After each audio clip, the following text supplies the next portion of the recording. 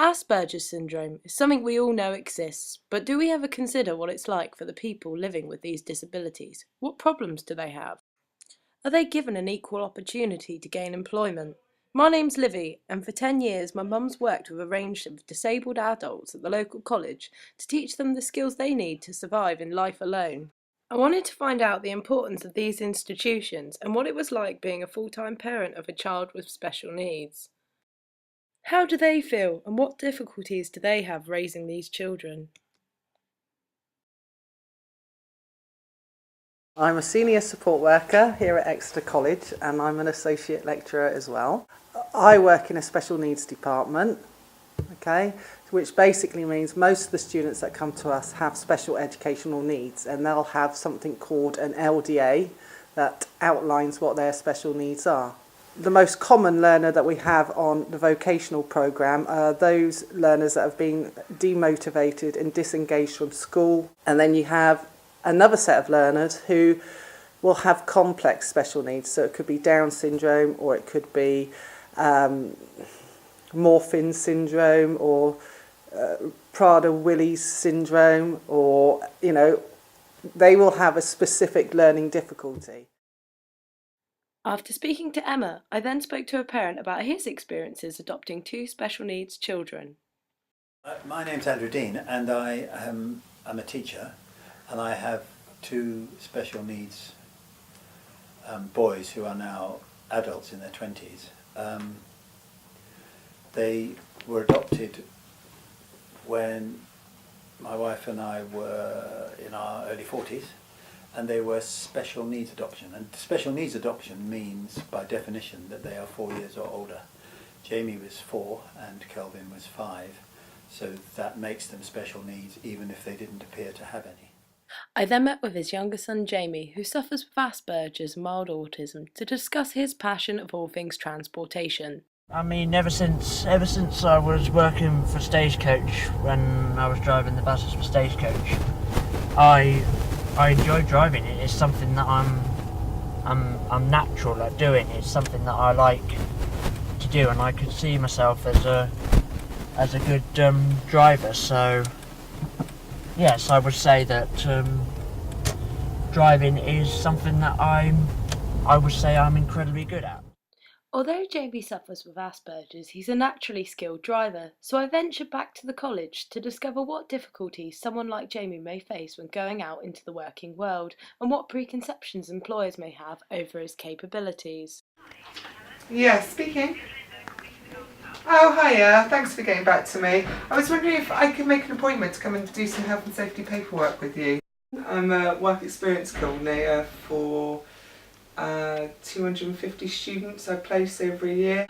We get the students to write their own letters and hopefully finding their own sort of employers. If not, we help them. We've stopped telling employers. We used to sort of phone the employers ourselves and tell the employees about their disabilities and things like that and be really honest with them.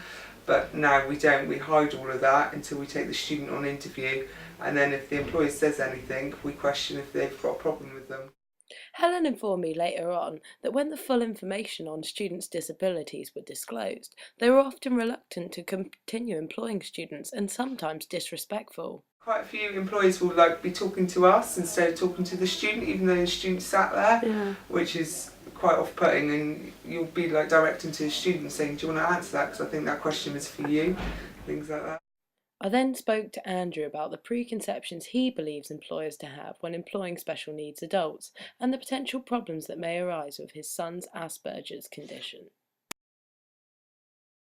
I think it's quite obvious that things which some adults who have no experience of the special needs child forget is that it is possible for what we consider to be very ordinary deficiencies to be things which are actually very difficult for them to do.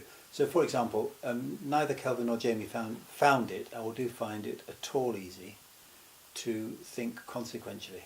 Now, we know that is the trait of your average child or teenager, but I mean in a way where they never seem to understand the consequences of something.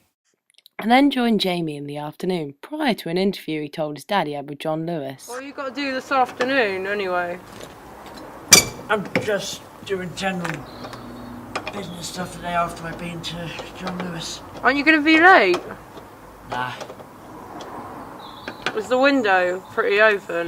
the window's open for you to get there, so if you get there in good time, or if you get there a little bit after, they haven't got a problem with it, so.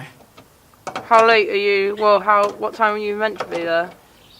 Well, because they got so many candidates coming in, they give you like a little leeway, so if you are late, you've got a bit of leeway to sort things out, so.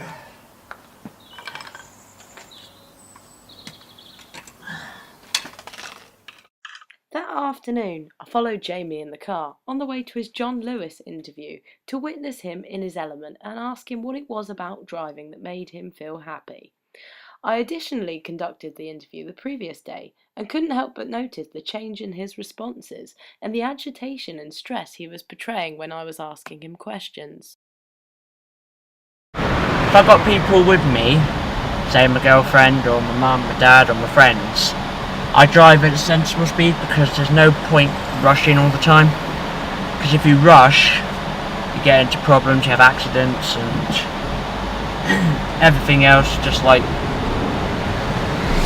boils up in yourself and you just get angry because you're thinking to yourself, why is this happening to me? Why am I getting stressed? But you don't need to. You don't need to get stressed at all. The reason behind the agitation? Jamie was lying about his whereabouts for that afternoon. He told his dad that he was going to be at an interview when in fact there was none. But you don't need to go to John Lewis. You don't have to go. Why did you say you had to go? It's the only way to get him off my back. I learnt that Jamie had been offered a separate job that day. He declined it because he said he had health and safety regulations to carry out at John Lewis that very afternoon. Well, it wasn't actually proper to pretend, it was for a health and safety thing, because I'm thinking about getting a job with John Lewis. But at the moment, because they've said to me that, you know, I wasn't able to do it today, Yeah. I would have come down here and I would have been shown around the back of the John Lewis, see what my duties are, and you know, if there was a van here, practice loading a van up. But as you can see, nobody's here, so you know, it would have been nice if they would have actually told me that before. Did they not tell you? They did, and they said I'll come down, but you know, if nobody's here, then we'll arrange it for another day. Although people like Jamie face problems when finding a job, sometimes it's these very disabilities that prove the biggest problem. Jamie had recently begun dating, and the prospect of seeing his new girlfriend that day proved of greater importance than a job. Andrew told me of the problems Jamie has created when trying to find employment in the past.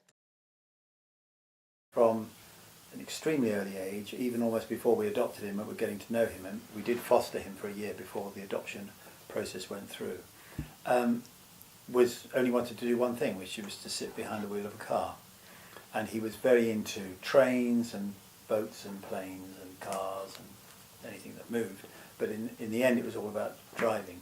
So it's been difficult to steer him towards any other kind of job. Indeed, if he's had another job, it hasn't lasted for more than a few days or a week. This made me think about how valuable institutions like Exeter College were for giving young people with special needs an opportunity for normality before entering into the working world, and indeed extra support for parents and carers as well. I asked Emma about how valuable she thought students' time at the college is.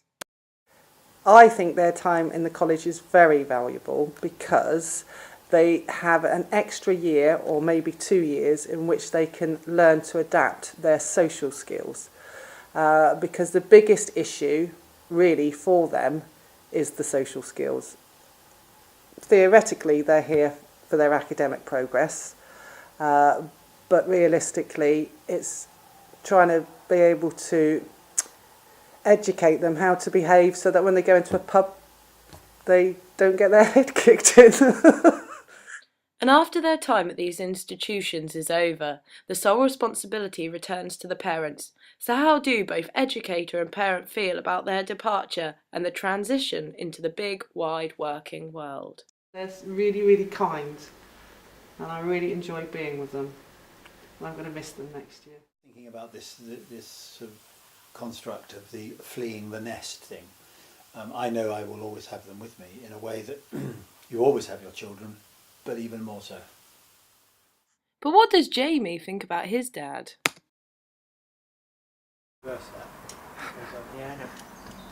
What do you think of your dad then? That's a discussion. I like my dad. He's all right, but he can be a bit of a pain in the backside sometimes. But I'm all right with him.